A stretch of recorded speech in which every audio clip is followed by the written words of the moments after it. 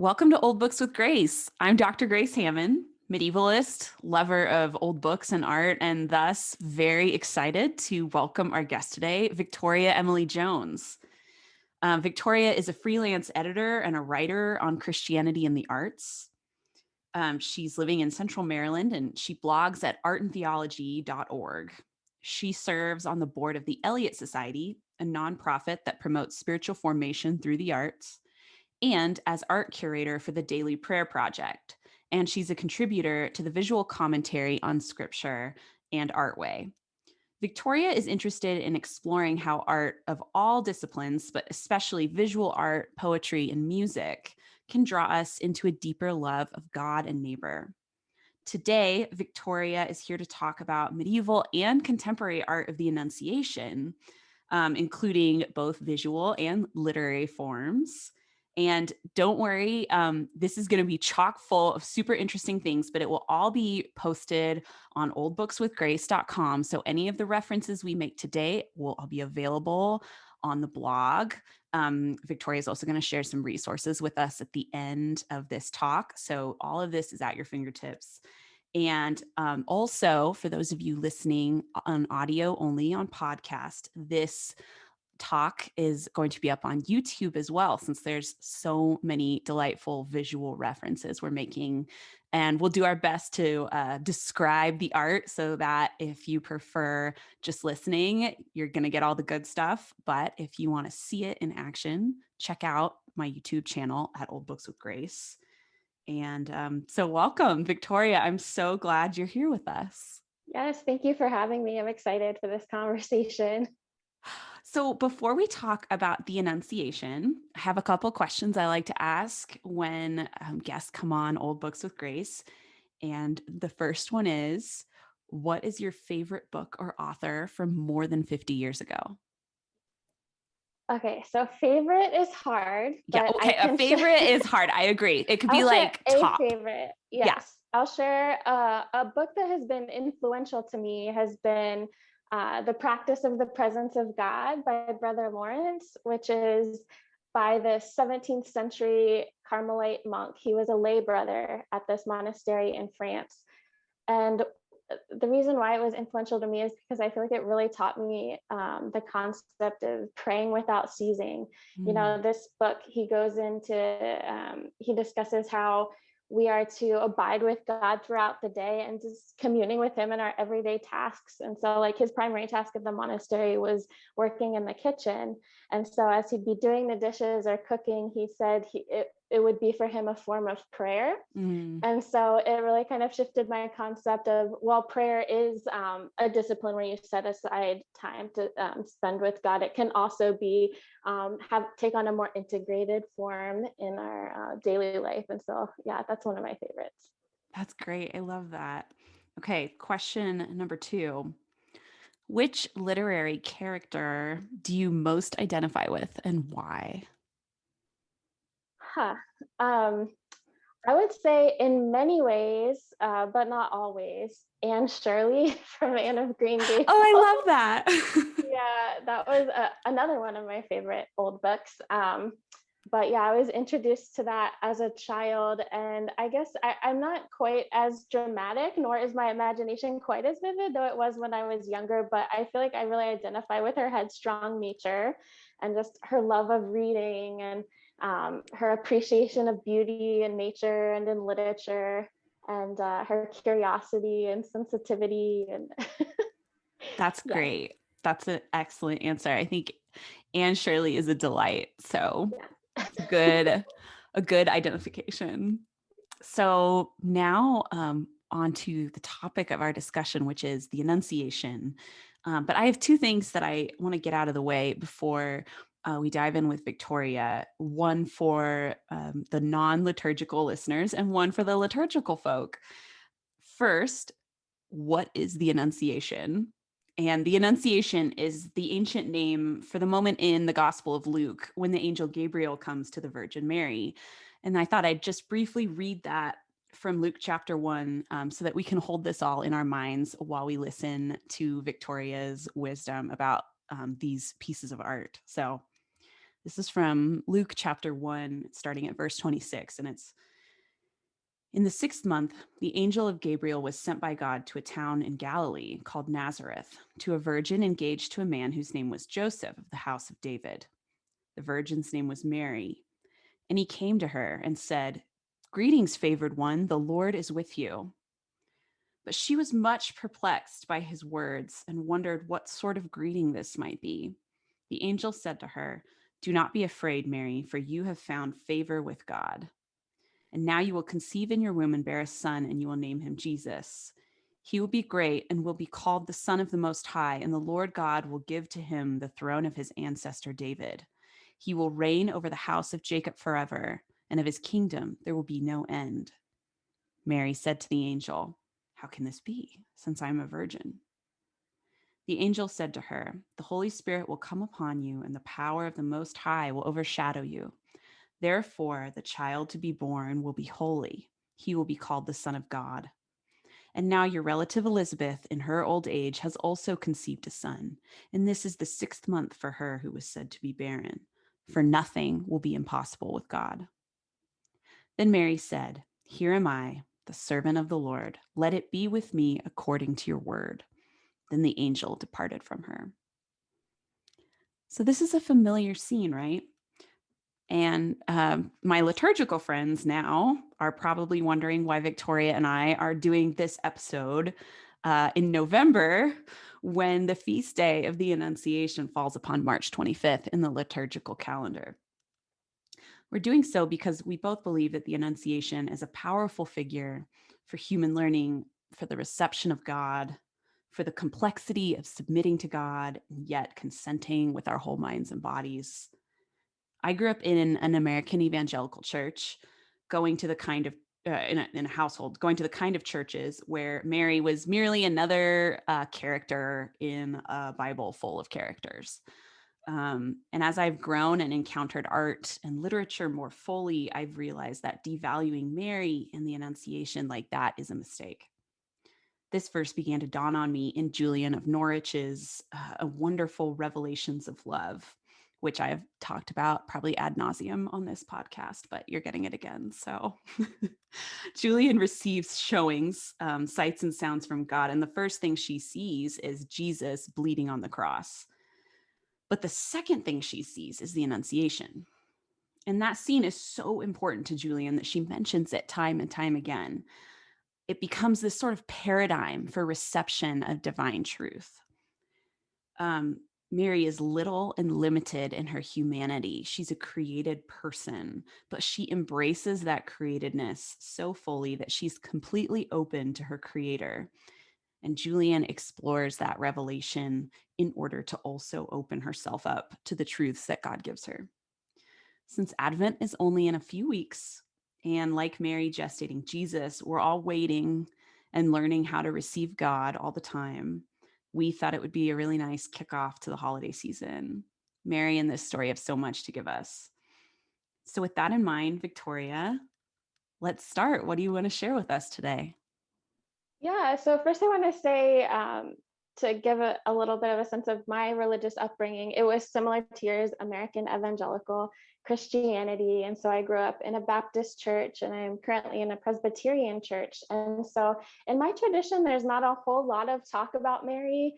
The only song I could think of about Mary that we sing is "Mary, Did You Know?" Which is a less than like great Yes. song, really. Yes, yes. But yeah, I mean, of course, I always, knew that Jesus had a mother, and she would show up in Christmas pageants, but I had never really had a meaningful encounter with that. I never really, dwelt with her story at all, or considered how the role that she played in salvation history, or how she is an exemplar of obedience to God. And so I feel like studying historical Christian art and literature in college really started to open me up to the wonder of this idea that Mary is not just the mother of Jesus, she's the mother of God, which is what the Council of Ephesus said in 431. And so in Orthodox Christianity, that's one of her primary titles, is Theotokos. It means God bearer or mother of God. And so that's just crazy. And so I feel like visual art and poetry and other art forms can help us dwell more intently with this mystery, and also get a sense of the bodiliness of the incarnation. Yes. And so, yeah.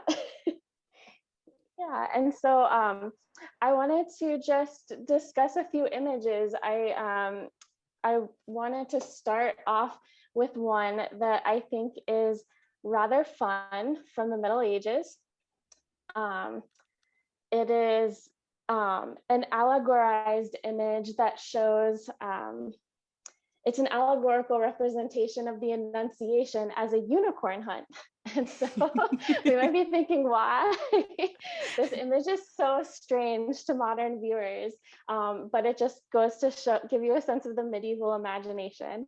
And so during the Middle Ages, the unicorn was thought of as a symbol of Christ. And that derives in part from this old text called the Physiologus, which was written in Alexandria in Greek in the 2nd century, but it was translated into all these vernaculars all over Europe and the Middle East. And so it circulated. And what it was is it was this compendium of animal lore that they, so some of the animals are real animals, some of them are fantastical. And they would attach these legends to them, or they would moralize certain of the animals' behaviors. And so the legend goes that the unicorn the unicorn is a wild animal, and it could only be tamed by a virgin. And so when it sensed a virgin nearby, a chaste young woman, it would go and lay its head in her lap, and making itself vulnerable. And so this, of course, was read as an allegory of the Incarnation, how Christ came to the Virgin Mary. And so Martin Schongauer is one of the many artists in the 15th century who painted this allegory. And so if you're looking on the YouTube right now, I'm showing an image from 2 of the exterior wings of an altarpiece from a Dominican monastery in Colmar, France. And this is from around 1480. And it shows Gabriel has entered this enclosed garden, and he's blowing his hunting horn. And out of his horn is coming this banderole, this scroll with this inscription of the greeting he's giving, the Ave Maria, gratia plena. And and then on the other side, the other wing, you see the unicorn with a long horn like a narwhal, is how unicorns were often depicted in Europe. He's laying in the lap of the Virgin Mary. And all around, you'll see these other inscriptions, which help us interpret the image. And so this is another thing that's a little bit different in biblical interpretation today, or maybe not, depending on your tradition. But in the Middle Ages,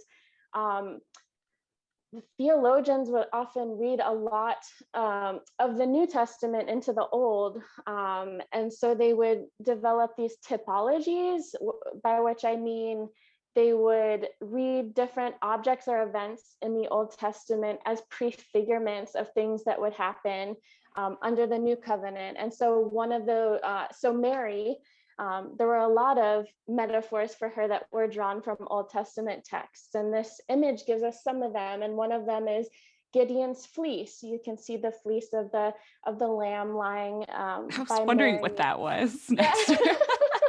So the inscriptions are all Latin, and the Velis Gideonis is because Mary, the dew fell from heaven onto Mary, and so that's why she's Gideon's fleece. And then behind her, there's a basket of manna. This is the golden jar of manna, which is mentioned in Hebrews, that was kept in the tabernacle, and that's because she was called the jar of manna because the bread of life from heaven was inside her. She held the bread of life in her womb.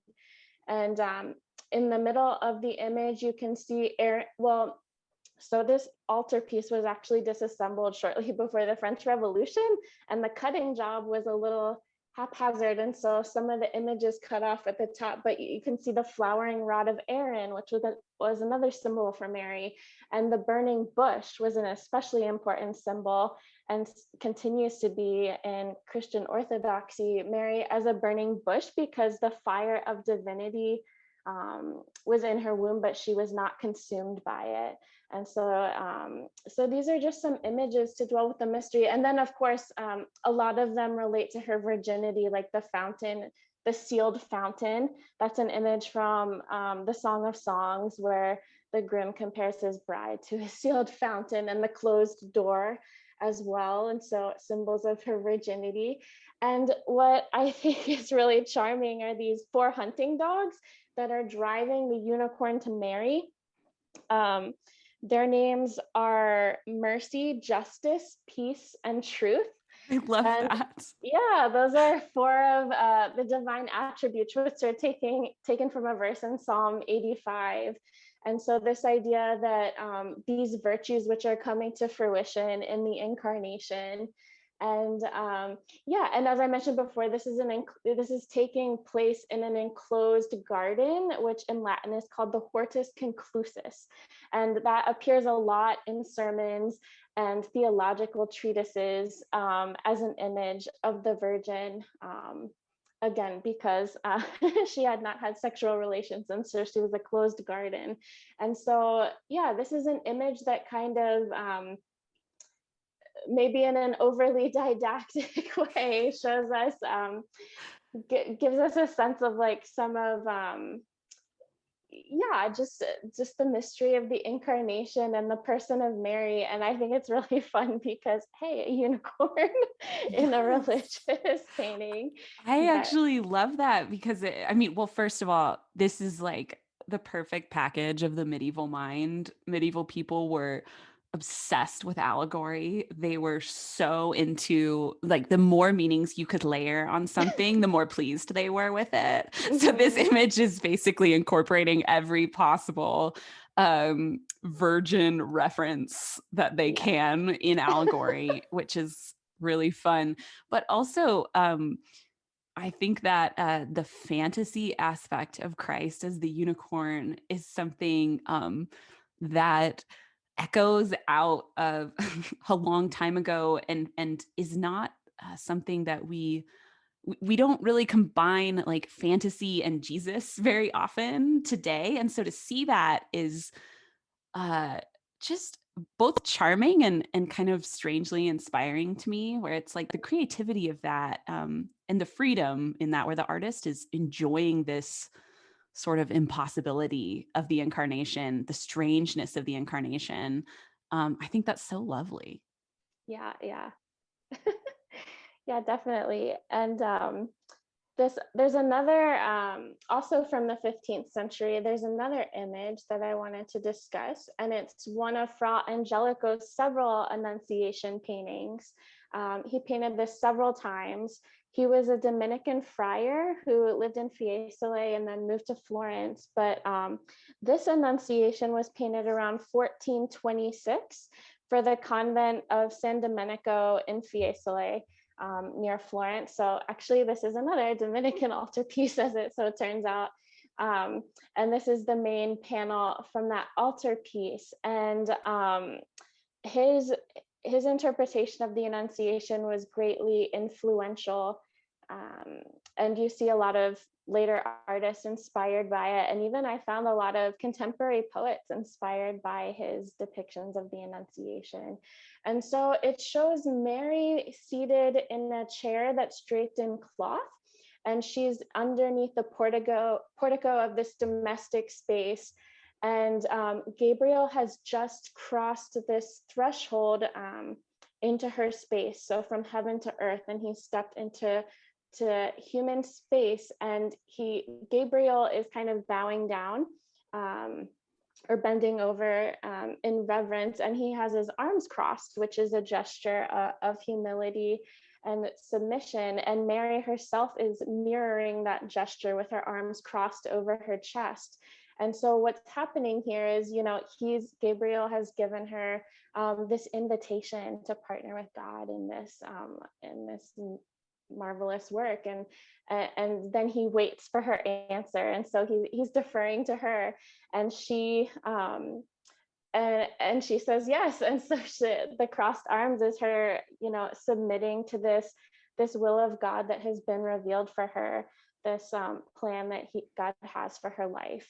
And so notice the very vivid blue mantle that she's wearing. This painting was actually just restored a few years ago, and it is so gorgeous in its restored state. The colors are really, So bright. really vibrant. And so her robe was painted with lapis lazuli pigment, which was a very expensive blue pigment. And the blue had come to be one of the colors that was associated with the Virgin Mary, and it's supposed to evoke the idea of heaven. And you see that on the ceiling of this portico, on these arches, there's this star-studded blue.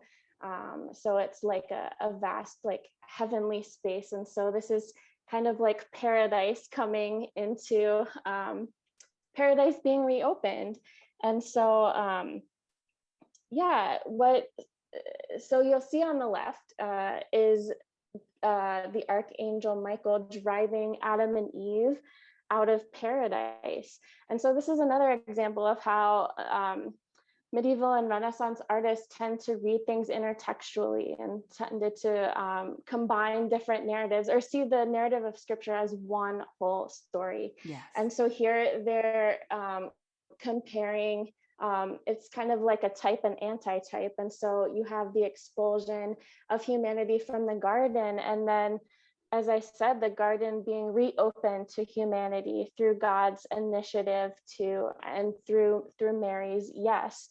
And so one of the other metaphors for Mary that's very common is as the second Eve. And so in the Bible, we see that Jesus Christ is called the second Adam or the new Adam. And so this is an extension of that idea. Mary is, she's undoing, she's reversing the effects of the fall. She's, the incarnation is something that, it had to happen in order for us to re-enter paradise. And so there's this, I like how the arts lecturer John Skillen puts it. He says that our undoing in the expulsion is undone by the Annunciation. And so it's this idea that whereas Eve disobeyed God and caused sin to enter into the world, Mary obeyed God, and that's what led to the world's redemption. And so you had sent me this lovely, when you had sent me this picture, you sent along with it this wonderful poem by Robert Southwell, who yes. lived in, he was from about 1561 to 1595. And I'll just read the first part of it, the first stanza, because it is such a fascinating reflection of this, which is spell Eva back, and Ave shall you find. The first began, the last reversed our harms. An angel's witching words did Eva blind. An angel's Ave disenchants the charms. Death first by woman's weakness entered in woman's virtue life doth now begin. And it continues on, but this cleverness that he begins with the reversal. So Eva is Latin for Eve, and Ave is Latin for hail, as in the angel's salutation to Mary. And so this idea of the second Eve and the reversal of the curse of Eden through Mary is this is such a potent representation of that, both the Frau Angelico painting and the Southwell Right, poet. right. Yeah, and I also wanted to share one thing I didn't mention yet about this image is just this lovely detail of this book that's on Mary's lap. And that became a really common way to represent the scene. It would show Mary in this solitary act of reading. And yeah, of course, it's anachronistic. And the historical Mary, we don't know, but probably couldn't read. There's some traditions that said she was learned and that she was literate.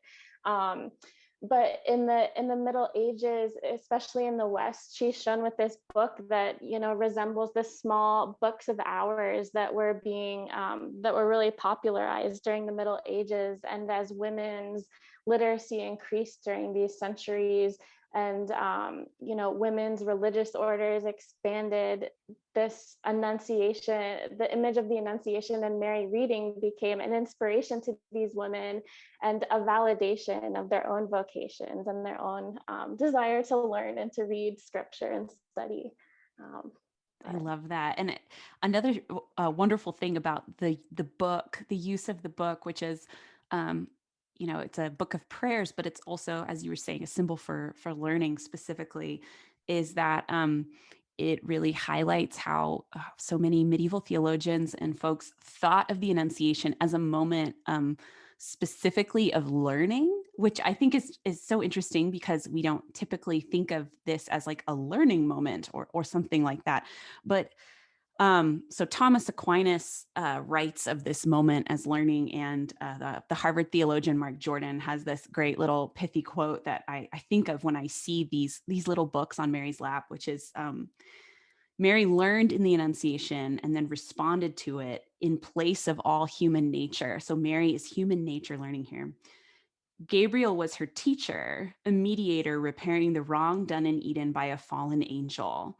So the Annunciation reverses the first act of deceitful teaching, the sophistry of the serpent. So in the fall, we have this sort of bad learning, the forbidden knowledge, the tree, and in the Annunciation, we have Mary with her book of hours reading, a woman reading, which, as you said, is kind of a big deal. And this learning in the place of all human nature. And I just love that image. yeah, and it's interesting. I didn't prepare any images for this, but in the East, instead of with the book, in Orthodox icons, Mary is often shown with a spindle of scarlet thread, and or with a pitcher of water, or Mm. standing at a well. And the reason for that is because there's this apocryphal text called the Proto-Evangelion of James, which was written around the 2nd century, and that became hugely popular in the East, especially. And that kind of backfills a lot of Mary's story, since there's not a whole lot about Mary in the canonical scriptures, and so there's this desire to like know more about her upbringing and who she was. And so the writer of this text said that she was actually um, dedicated to God, to service in the temple by her parents when she was only 3 years old. And so she was raised in the temple, and one of her jobs there was to weave the scarlet and purple thread into the temple veil. And so that text also has its own version of the Annunciation, which draws on Luke's but innovates somewhat. And it says that she first heard Gabriel's voice when she was weaving one day at her home, at the home of Joseph. And then she went out to get a drink of water at the well, and she heard Gabriel's voice saying, "Hail, hail." And she's like, "Oh, what is it?" And so she ran back inside and like sat back down and continued her weaving. And that's when Gabriel came to her in human form and told her, what it says in Luke. And so, you've been chosen to bear the Son of God. And so there's this initial greeting at the well which kind of scares her, and then there's a physical appearance. And so that's why you'll see a lot of times in icons she has the thread, so it's harking to that tradition that was one of her responsibilities. That's so great. Yeah. Um, so another thing I want to return to this idea of creation as well. in a minute. But before I did that with the Frau Angelico, I wanted to ask you, okay, is that the hand of God up in the window? I mean, in the sun, I mean, Yes, basically. it is. It's the hands of God that's kind of shooting forth these rays of light. And you can see kind of like where the middle column bisects the image is a little dove who's flying into Yes. towards Mary, representing, of course, the Holy Spirit. But yeah, and there's this carved tondo also above the center column that most art historians say that this represents God the Father, and I think that's probably a safe guess. Although, in one of Frau Angelico's earlier images of the Annunciation, the Cortona altarpiece, that space is occupied by Isaiah, and he's holding a Hmm. scroll. So I don't know, maybe it's Isaiah, but maybe it's meant to be kind Oh, of interesting. Well, a vision. that That's would funny. make so much sense since so many of the Yeah. Isaiah prophecies are in reference to this moment. And now, okay, another question. Is that a bird like sitting on a line or Yes. okay, what's the story with that? So I was looking into this. I wasn't sure if there was like a specific symbolism or what type of bird that is. Most people identify it as just an ordinary swallow. And I think it's just in general supposed to be a herald of springtime, the spring that is coming through the incarnation. But there's a lot of bird symbolism in religious art as well. I've heard some people say it's a magpie. I don't know. I couldn't find It much. looks really small to be a magpie. I don't Yeah. know. But yeah, it's just this like cute little It's naturalistic really detail. cute. But that also, like you said, a lot of times as naturalism became during the Renaissance, this was kind of at the beginning of the Renaissance, as it became more of something that artists pursued, there's still a desire to read into these naturalistic things a symbolism as well. So Yes. yes. Well, I feel like none of these artists just did stuff randomly. Hmm. They were always thinking about how they could open up meaning and the Word of God, and then enclose it again in further meaning. So, Yes, um, and also there, it's hard to see in the image that I have, but on the left, just the details of all the foliage and the lawn and the trees and the yes, fruit is amazing. it's And so beautiful. this altarpiece is now at a museum at the Prado Museum in Madrid, and so I saw it in person right after its restoration. And it's just such a wonder to look at, like a technical wonder, but also just the spiritual meaning of it. It really moves me. And Mary's, posture of submission, which is also an act of agency. And yeah, I just really love it. I love it too, and it reminds me of another medieval thought about the Annunciation, and they're tying it super close to creation and Genesis and Eve.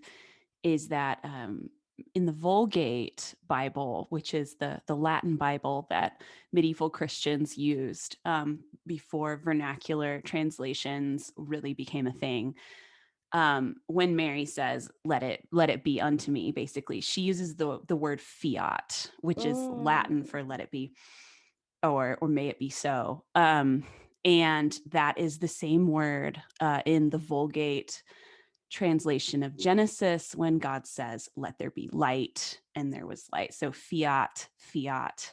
So this word took on importance and tied these two moments together, where it was creation and then Mary's co-creation, and her participation in the redemption of the world. And so that's something else that I just love about this echoing imagery of Mary with creation, with all this beautiful garden scenery in this yes, piece that you were that's so describing. gorgeous. I love that. Yeah, the idea that God's let it be in the beginning, and now Mary's let it be, which is initiating a new beginning. And Yes. so it's like a new creation, and it's her word that it all hangs on. And of course, God's initiative, but through Mary. And so Yes, and so that's cool. why the what you were pointing out, that Mary's act of submission here, we can have such a negative response to the idea of submission today, especially in American Christianity, and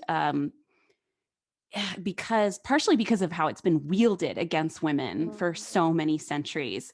But these twin fiats, these twin creative fiats, remind us that Mary has powerful agency here, and that her consent is a major part of this of the incarnation, which is so right. amazing and powerful to think about, and uh, just a new kind of a reminder of that we've kind of doled down submission into this thing that can be pretty gross at times, Hmm.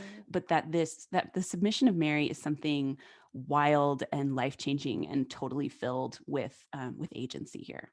So Right, right. Yeah, and I love how in the poem that you read the first stanza of by Robert Southwell, the second stanza says, "O virgin breath, the heavens to thee incline," and it goes on. So here you kind of see Gabriel inclining towards Mary, and heaven kind of breaking forth on Mary, and there's this idea that so heaven is now in Mary's womb in a sense, because if heaven is wherever God is, and God is now in Mary's womb, um, there's a sense in which, yeah, heaven is her womb, and so I love that image as well. that's wonderful.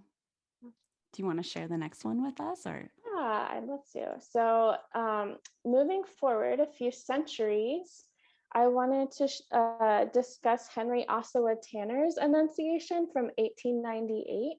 And he is an African American artist who was born in Pittsburgh shortly before the Civil War. And he ended up moving to France to escape discrimination. But he painted to really great international acclaim, and biblical subjects were what he became most famous for. And this was his first major painting on a biblical subject. And he painted this the year after he returned from a 6-week trip to the Holy Land. And so he was very interested in bringing some kind of historical authenticity to his paintings. He wanted the ethnicity to be believable and the setting to be believable. And so he was informed very much by his trip and by the sketches he did there and the homes that he had visited. And in fact, there's a rug in this painting, and there are some ceramic vessels, and those are things that he had brought back with him from Hmm. Palestine. And he painted from those. And so what this image shows is it shows a young Jewish Mary from Israel with dark hair. She's in her bedroom. She's sitting on her bed, and the sheets are all kind of tussled. And there's a red cloth that's hung around her bed, and it's a very Spartan chamber. It's just a shelf with a few jars on it, some drapery, and just a stone floor and plaster walls that's kind of peeling. But one of the things that makes this painting so diverge so much from tradition is how the artist has chosen to represent Gabriel. Hmm. And it's as this shaft of light. It's just this really luminous line that just kind of cuts into this space, and it's at the left side of the image. And which is an interesting choice for a painter who is typically a realist, what you would call a realist painter. And his teacher was Thomas Eakins, the famous American realist painter. But here he didn't want to anthropomorphize Gabriel. He wanted something more mysterious. And I think also that this choice to show Gabriel as a beam of light, it harks back to the pillar of fire that led Hmm. Moses and the Israelites through the desert into the promised land. And so I see in this the idea that Christ in his incarnation has come. This is the presence of God come to lead his people to rest, to the promised land, out of their slavery to sin.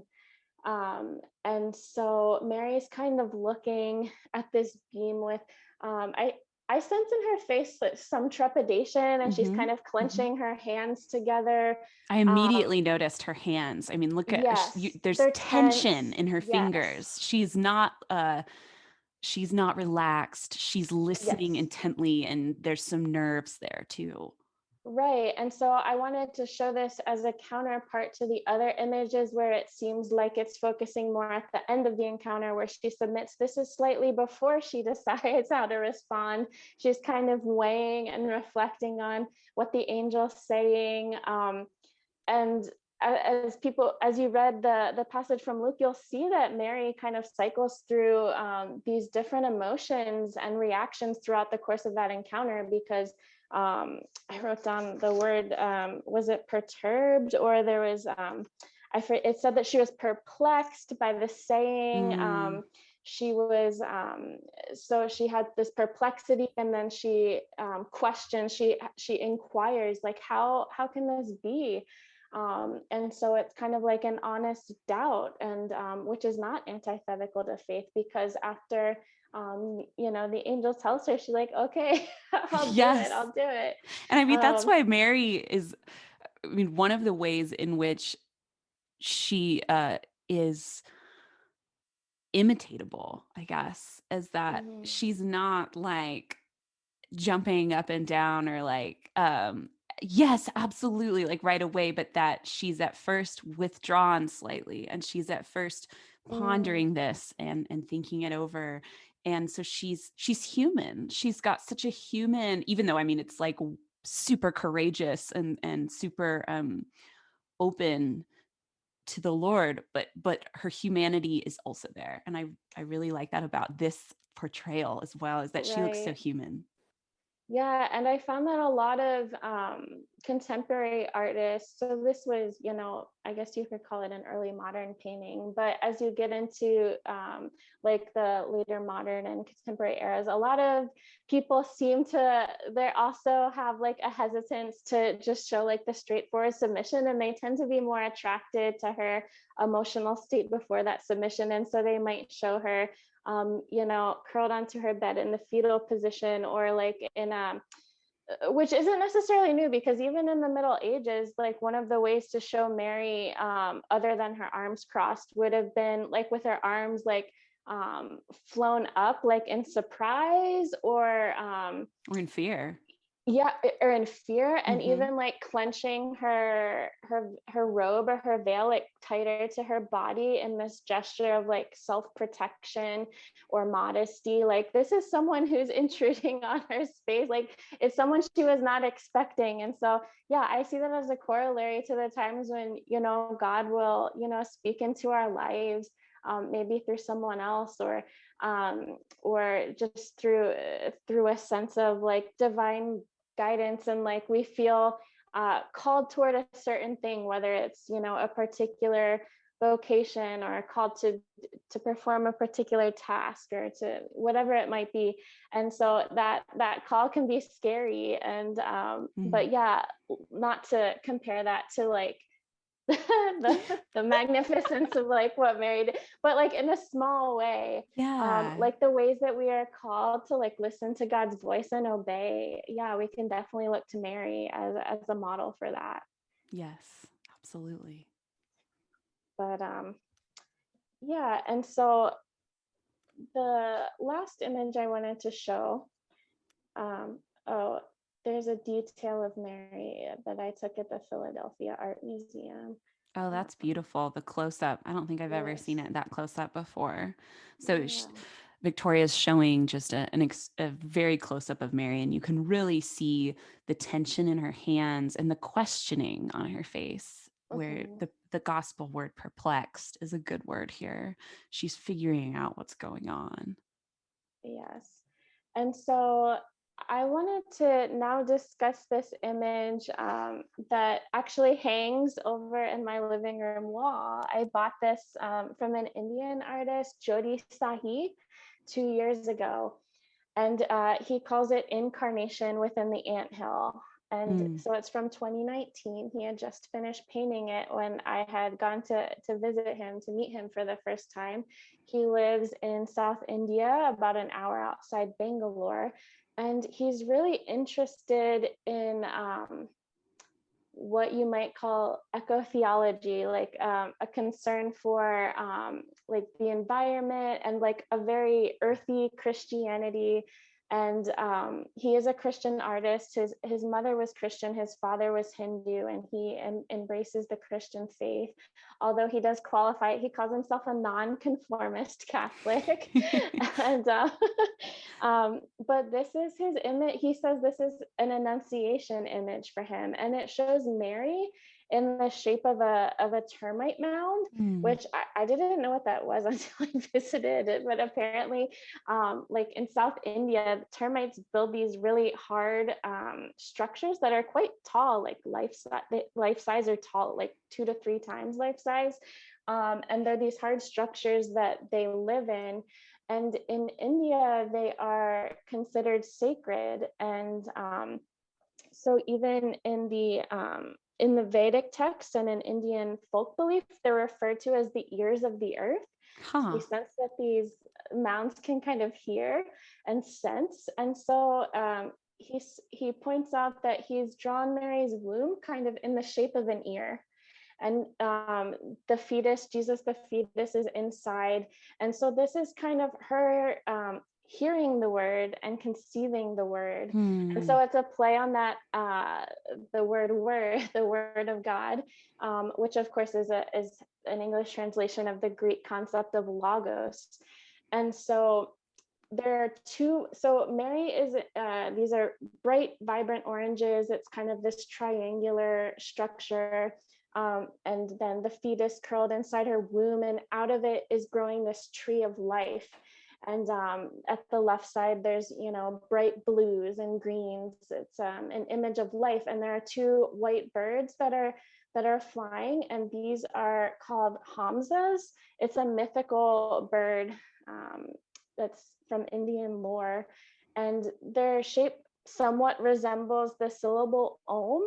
Like, when you hear cartoons meditate and they're like om. So that syllable is a primordial sound, and there's this whole philosophy to go into what om, the significance is. But for Jodi, he's linking that idea of om to logos. And so this is like the word that was before, the ground of reason and being, and it's being spoken to Mary, and it's being conceived in her womb. And so yeah, I just love this image, and I love how earthy it is, and it kind of shows Jesus, taking root it's beautiful on earth, yes. Among humanity.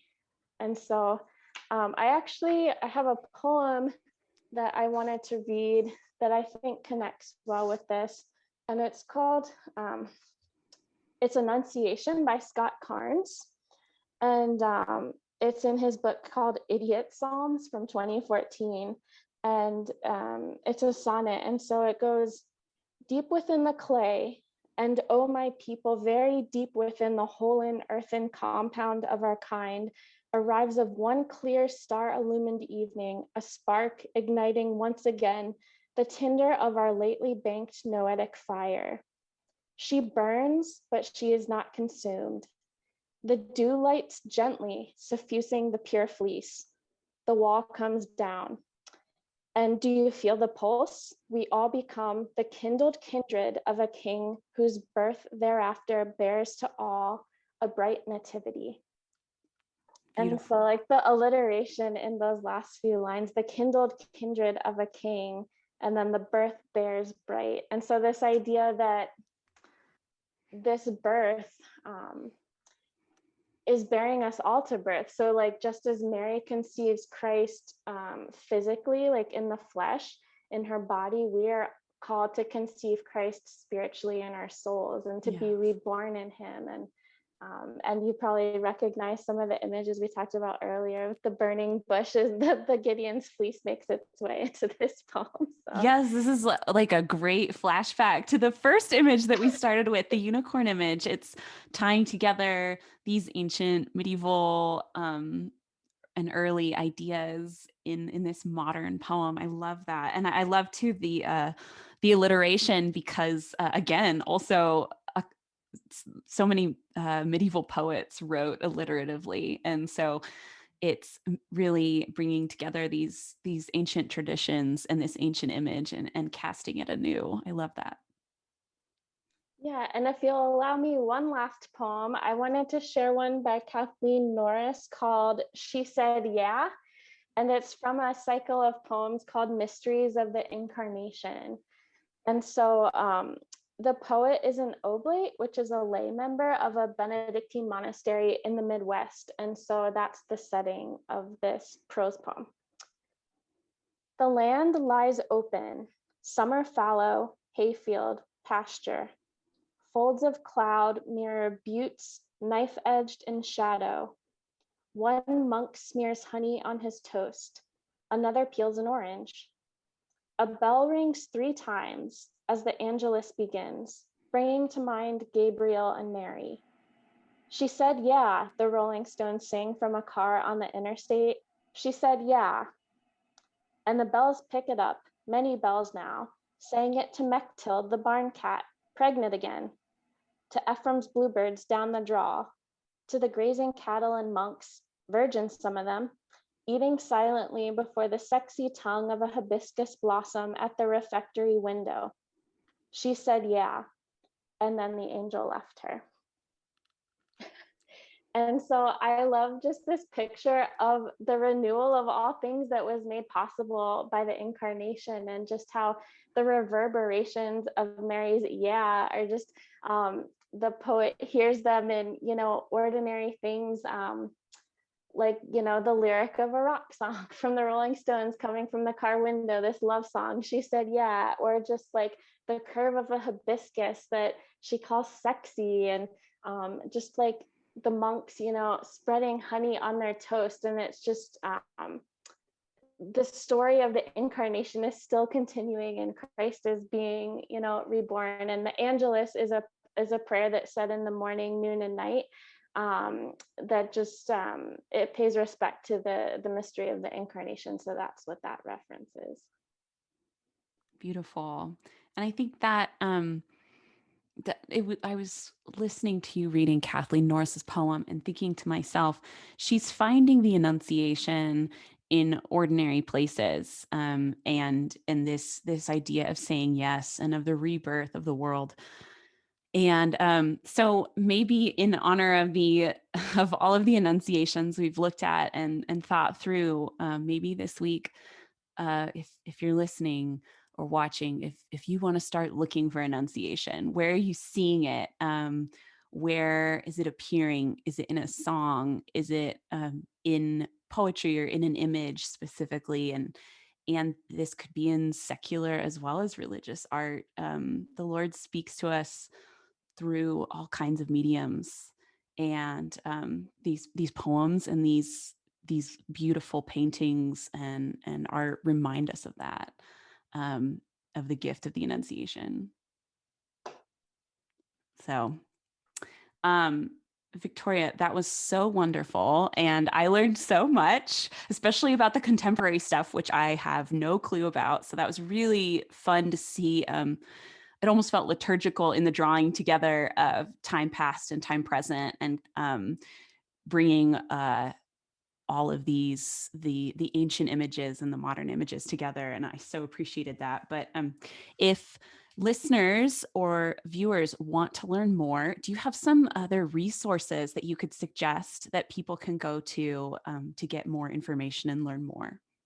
Yeah, so first, as Grace shared at the beginning, my blog, artandtheology.org, it really does what I tried to do here, which I'm glad that you see it, Grace, is try to bring together old and new, and see, biblical art of today as part of a lineage.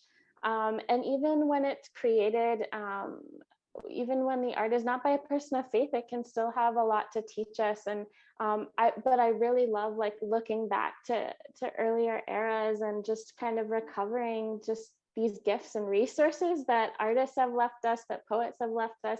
And so Art and Theology, I try to post about once a week, and I do share poetry there, and I share images from exhibitions I go to and just from artists I'm meeting.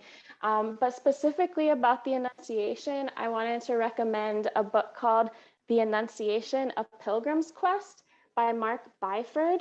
And it's quite a hefty book. It's like 600 some pages, but it's so accessible. And so you can find a review of this on my blog.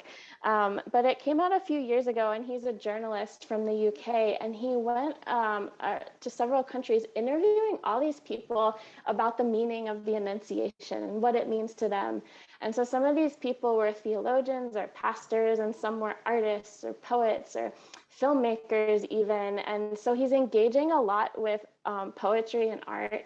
And he interviews like a lot of feminists, like how do they read the Annunciation? And it's interesting to see like even those who identify as feminists like read it in different ways.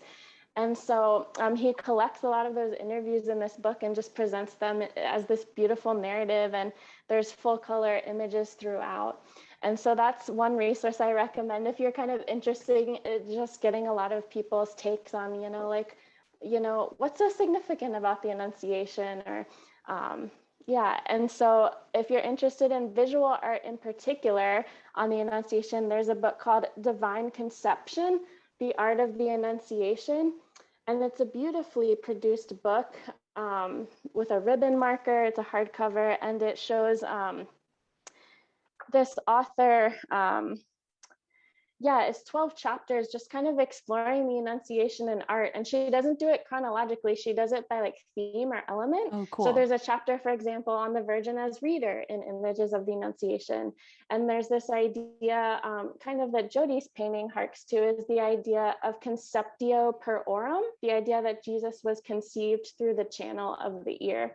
And so there's a whole chapter that traces that in art history. Oh, amazing. And then lastly, there's a collection of poems called Annunciation, 16 Contemporary Poets Consider Mary. And so this one is from 2015 from Phoenicia Publishing. And so it's edited by Elizabeth Adams, who commissioned 16 poets to respond to Luke's narrative of the Annunciation.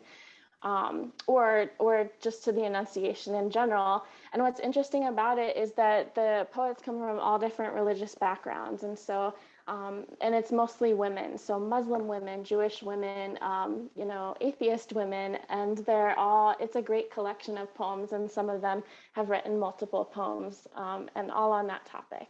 So. Wonderful. I actually am going to order those books ASAP because they all look so great and interesting. So thank you for sharing those resources with us. And I'll make sure to have the links up for those as well with their information on oldbookswithgrace.com for anybody who is interested in that. Well, maybe not the links, since I've mentioned before, I'm trying to avoid Amazon, but the authors' names, so that you don't have to frantically be looking for a pen right now to scribble them down. So Great. Yeah.